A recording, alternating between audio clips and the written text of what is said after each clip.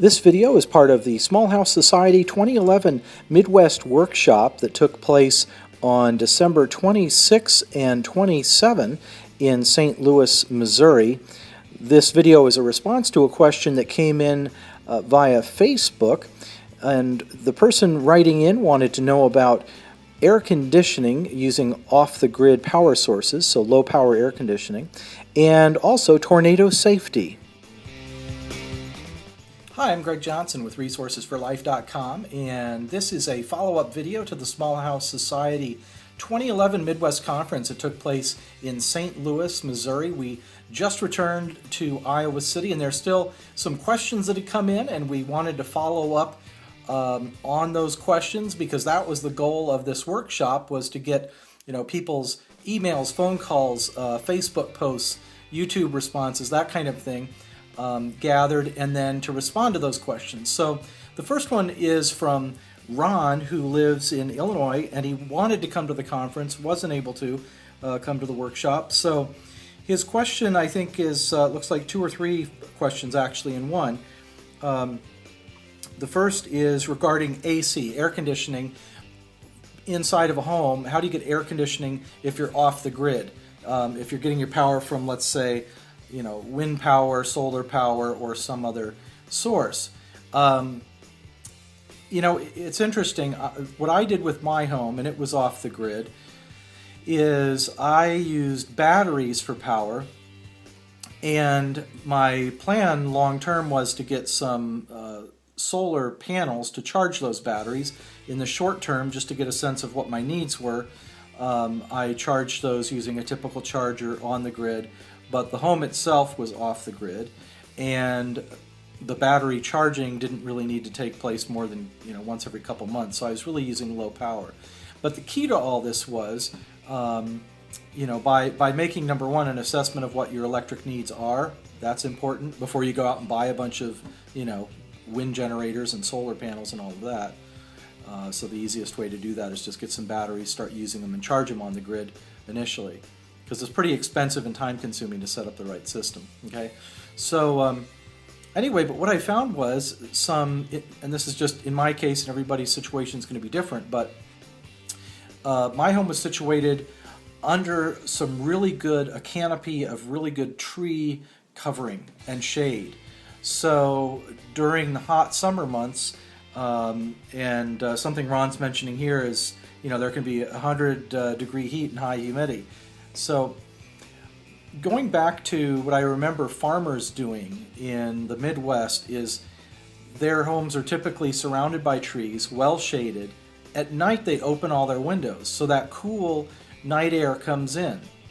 Then during the day they close the windows, or maybe use fans during the day. But the shade trees are key to that.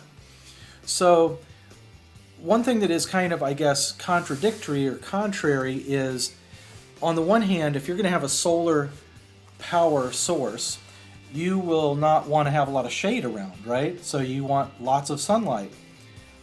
But to counteract the heat of the sun, you want shade. So what I've always told people is that it's better to have some solar recharging station somewhere out in a soybean field or cornfield or someplace away from your home where you get a lot of light and you can get some good charging for those batteries. And then just cart them back and forth as you need them and try to create kind of a low power consumption home situation for yourself. So anyway, the key then to this is having a lot of shade, creating a very airtight home that obviously you do have airflow and you have oxygen flowing in and fresh airflow, etc. But that's all within your control. So any other airflow is minimal or none beyond what you control yourself. And so what I did was, with low power, 12-volt, deep cycle batteries, hooked up two computer fans, basically is what they were, 12-volt computer fans. I got them at Radio Shack. You can get these pretty much anywhere or online. They move a lot of air, and they're very quiet. I got the large ones. So I was able to put these in a window that was propped open, and then if you can imagine, the fans in one area, and then the rest of that window gap where the window was open, I just put some cardboard and insulation in there. So the only air was exhausting through those fans. That was downstairs. In the upstairs loft, I opened the window just a crack. So at night, although it, as Ron was saying, in the Midwest here, in Iowa and Illinois and other places in the Midwest, yeah, it can get pretty hot. It's not 100 degrees for 3 months in a row. You'll have a few of those nights when it's 90, 95, 100, and that can get a little uncomfortable. But for the most part, in the evenings, the temperature will drop down. So you can use these fans and really get some fresh air going and cool off the home at night. And then during the day, keep it closed up. If you have a typical 9-to-5 job and you're out and around or coffee shops and meeting with friends, you don't really care if it gets hot during the day at home. If you are going to be in the home for many hours, daytime and nighttime, there may be some other low power air conditioning solutions you want to look at. But anyway, I think that would work for a lot of people. There are, in other countries, what's used are, and I guess we have these here as well, there's a water kind of cooling system where the water goes down and then air is flowing through a mesh system where then the water and the air flowing through it tends to cool that air down. So all you need is something that will run those fans. I've seen actually on YouTube or on the web, you can look this up, like homemade air conditioner, these really low power systems that you create using some fans and dripping water, that type of thing. So anyway, that kind of answers, I hope, that question about the high heat and AC and being off the grid. The other concern that Ron mentions is the tornadoes that we get in the Midwest. And what a lot of trailer parks actually have these are tornado bunkers, and so I think for people who are living in an RV camp, or if you have a small house that's on wheels and you don't have a basement, you will want to have some strategy for what to do when tornado weather is predicted. It's unusual for you to have, only a 30-second notice of tornadoes. Usually, there's a tornado watch and warning and etc.